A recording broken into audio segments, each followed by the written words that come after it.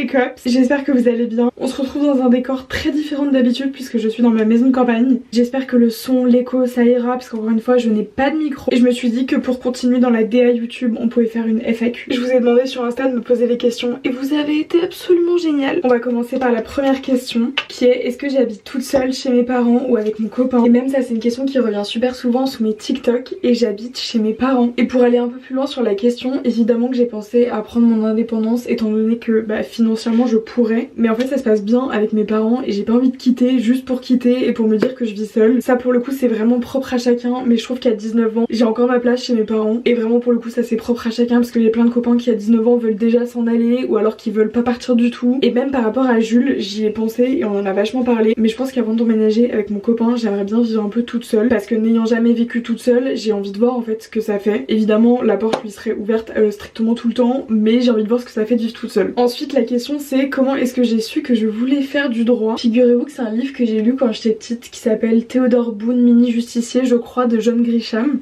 Et pour vous faire le pitch en 2 secondes, c'est un petit garçon qui assiste un magistrat je crois, enfin mes souvenirs sont lointains. Et quand j'ai lu ça je me suis dit en fait oui, je veux être magistrate. Et après j'ai fait plein de tests chez des conseillers d'orientation, chez des psys machin pour savoir quel profil j'étais. Et tous les profils qu'on a pu me faire correspondaient très bien avec le droit, donc je me suis dit let's go.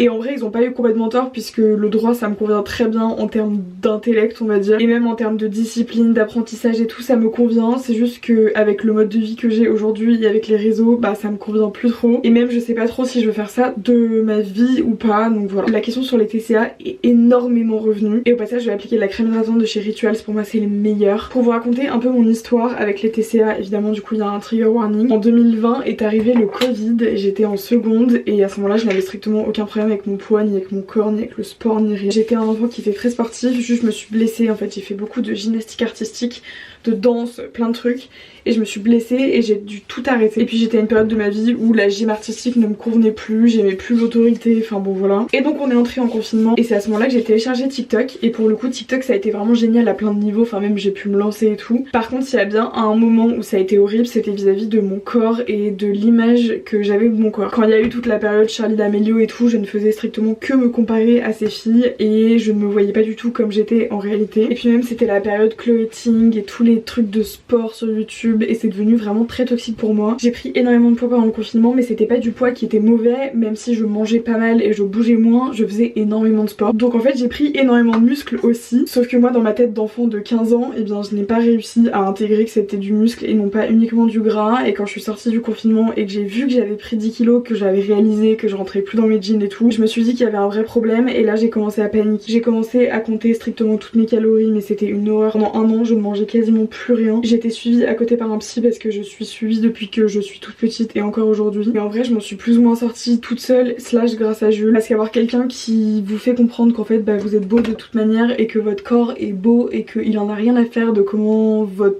corps, à quoi ressemble votre corps, ça vous redonne une confiance en vous, mais truc de dingue. Donc je serai éternellement reconnaissante envers Jules pour ça. En vrai j'ai jamais vraiment fait diagnostiquer et je pense que j'ai pas besoin de mettre des mots sur la maladie ou les troubles que j'ai eu, et j'en ressens pas forcément non plus le besoin, mais sachez que c'est jamais tombé dans les extrêmes. Désolée c'est vraiment horrible, mais je pense qu'il faut en parler. Par contre je m'empêchais de manger, je me la tuais au sport et voilà, que les trucs pas très sympas pour une enfant de 16 ans. Sinon on continue sur une question un peu plus fun maintenant. Ça fait combien de temps avec Jules? Ça va faire 3 ans dans pile 1 mois.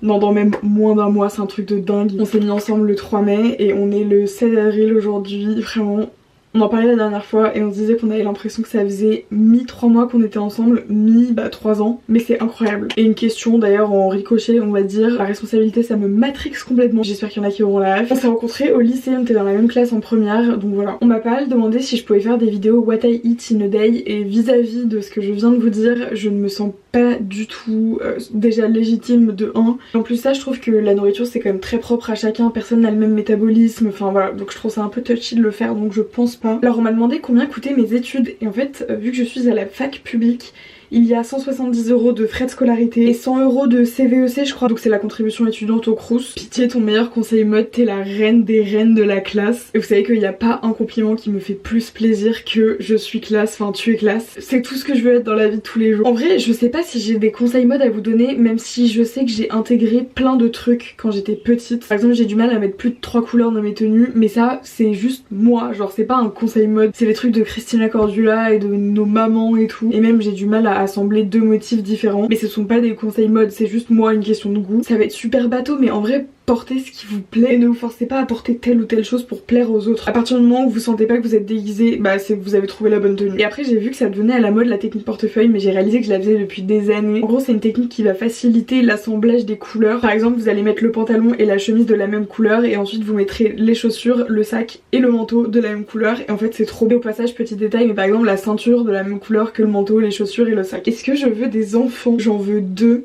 filles, même si bon voilà, mais oui je veux 2 enfants. Est-ce que je veux me marier un jour? Oui, mais je veux tellement me marier, genre je sais déjà exactement comment sera mon mariage, ma robe, ma bague de fiançailles, mon rêve. Est-ce que je suis heureuse d'avoir commencé les réseaux sociaux? Une question qui m'intéresse vachement et qui a été posée plusieurs fois d'ailleurs. En vrai c'est un peu mon empire romain les réseaux sociaux, c'est-à-dire que je me pose tout le temps la question de où j'en serais dans ma vie si j'avais pas les réseaux. Et en vrai je veux pas savoir. Je pense que c'est un truc qui m'est tombé dessus sur le moment, j'ai su prendre l'opportunité, je suis trop contente de l'avoir prise. Je vis une vie complètement anormale à 19 ans et j'en suis tellement reconnaissante et merci pour tout parce que bah c'est grâce à vous. C'est hyper bateau et quand je regardais les youtubeurs dire ça j'étais là en mode oh là là vous faites chier, mais les gars c'est vrai genre. Comment tu te sens après que les réseaux ont pris autant d'ampleur aussi vite? C'est un peu dans la continuité de l'autre question, mais en vrai je crois que je le vis bien et même au niveau du fait que je me fais reconnaître, que je prends des photos dans la rue, que je sois invitée à des événements pour mettre en avant des produits machin. Je crois que je le vis bien. Après ça peut être difficile à plein de niveaux, même si j'ai pas du tout envie de me plaindre parce que je me sens pas légitime de me plaindre, mais pour être honnête ça peut être assez difficile parfois. Il y a quand même plein de trucs à gérer dont on vous parle pas forcément, que ce soit une entreprise, les contrats, les images avec les marques, tout ça. Vraiment je vous promets que je ne me plains absolument pas, c'est juste que c'est la réalité. Mais pour le moment je le vis bien et je me suis toujours promis d'arrêter le jour où ce serait plus de négatif que de positif.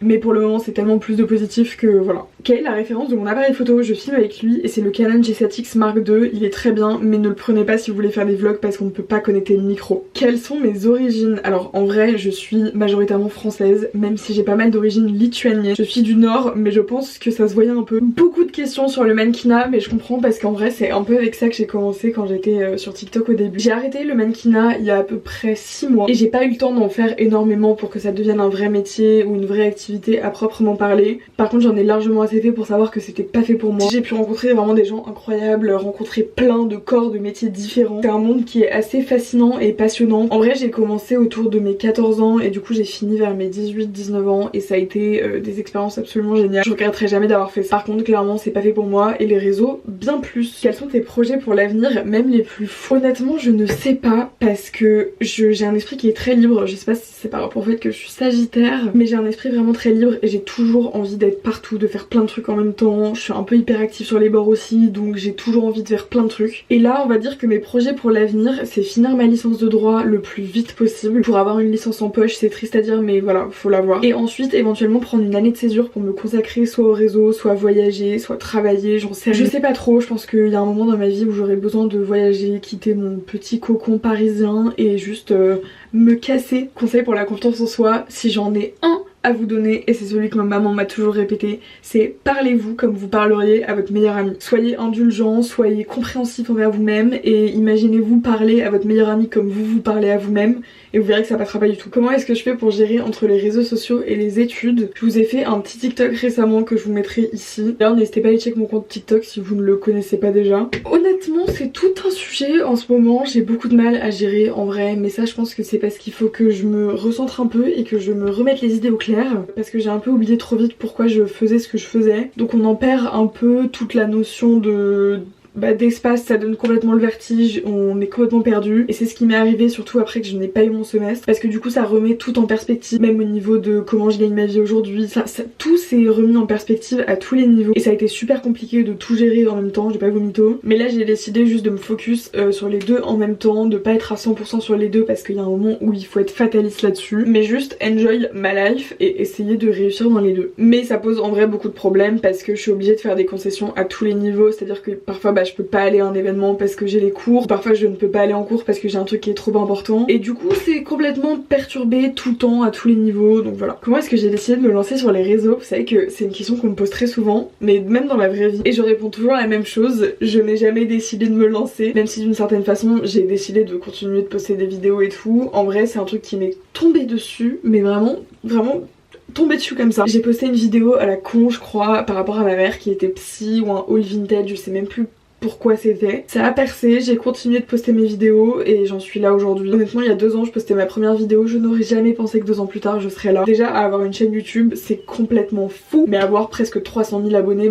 toutes plateformes confondues, c'est dingue. Et du coup dans la continuité, est-ce que j'aurais des conseils à vous donner par rapport au fait de se lancer sur les réseaux? Ça va être hyper bateau encore une fois, mais c'est vrai, soyez vous-même. Ne vous forcez pas à poster quelque chose parce que vous pensez que ça allait buzzer. Ne postez pas quelque chose juste pour le buzz. Postez parce que ça vous fait plaisir, parce que c'est votre petit journal. Les gens vous apprécieront comme vous êtes vraiment. Et surtout, éclatez-vous et partez du principe que c'est que du positif et que ça ne doit pas vous apporter du négatif. Pas que, du moins. Je pense qu'il faut pas non plus trop se lancer en se disant que ça va forcément marcher et que ça va devenir notre fond de commerce, parce que sinon on peut être très vite déçu. Mais soyez vous-même, faites-vous plaisir, postez ce qui vous fait plaisir et ça marchera, j'en suis certaine. Actuellement en L1 de droit, je voulais savoir si c'était possible de survivre à la L2 de droit. Alors écoutez, pour le moment je n'en suis pas décédée, je touche du bois. C'est pour moi et pour le moment l'année la plus dure entre la L1 et la L2. Après je sais, n'en déplaise à certains, ça dépend vachement de la fac et des profs et des chargés de télé et de tout ça. Je trouve ça complètement faux quand les gens disent que toutes les facs de droit sont au même niveau, machin. Je suis pas d'accord, mais bon c'est une question d'avis. C'est possible de survivre à la L2 de droit. Si vous n'avez pas votre premier semestre c'est pas grave, je crois que plus de la moitié n'ont pas leur premier semestre. Il y a toujours les rattrapages, la compensation, vraiment c'est faisable. Par contre comme mon chargé de télé de droit pénal au début de l'année nous a dit, c'est pas parce que vous avez passé la L1 que vous allez passer la L2, et ça pour le coup j'ai mis du temps à le réaliser, mais waouh c'était violent. Et c'est évidemment possible, j'ai des copines qui sont en train de réussir à 13 et qui vont avoir leur année à 13, donc vraiment c'est possible. Écoutez, je crois qu'il y a plus de 25 minutes de rush, ça va être très long à monter. J'espère que cette vidéo vous aura plu, n'hésitez pas à me dire ce que vous voulez voir dans les commentaires, et si vous avez d'autres idées de questions je vous répondrai en commentaire. Je vous fais plein de bisous et puis voilà.